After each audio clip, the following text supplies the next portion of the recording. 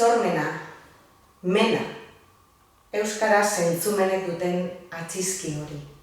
Sormene, ene, danok harritzeko, hunkitzeko, berplanteatzeko dugun behar eta eskubide den onomatopeia hori.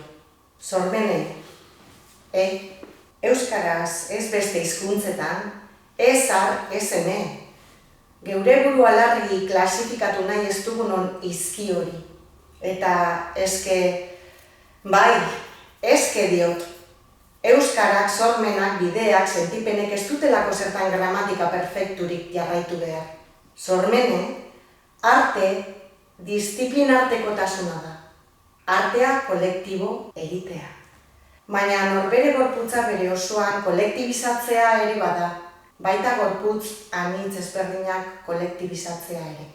Norbere osoan beraz. Iñigo Martinezi entzun nion behin, ume batek gurasoari eskatzen ziola begiekin entzuteko.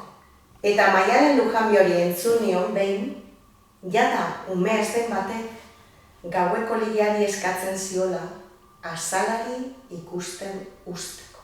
Denok sarean beraz, izan ere artea, eta bide batez hezkuntza, zaintza, osasuna, harremana, umorea, modu horizontalean ulertu behar delakoan dago, eta ez goitik behera. Libe Goitiari irakurri nion behin, zutean amamak erakutsi ziola Anarinen letrak ulertzen. Eta niri, Kolonbiatik duela urtebete etorritako 7 urteko euskaldun batek erakutsi dit saltza dantzatzen, eta bere lagunak arepak prestatzen. Eta resilientzia definitzen jakin gabe, irribarrearekin marrazten. Eta bitartean, hitzekin bakarrik, ez zoaz inora. Artearekin bakarrik, ez zoaz inora. Barriro eske agian kontua ez da beti aurrera egitea, edo agian albuetara datzea ere bada, zabalean aritzea, ertzak okupatzea, aurrera egitea. Eta ze guai, orain guai.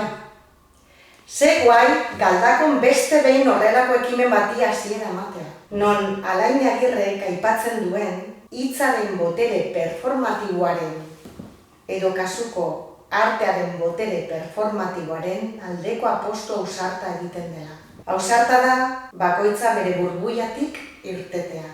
Burbuilek urmuina auskurtzen dute irakurri nion behin Andoni Egañari berrian. Eta iraultza sortzaileari ekitea ere bada. Zeren maitatu kantatu da dantza, ezin bada ez da geure iraultza. Ondo etorri sormene, mene, ene,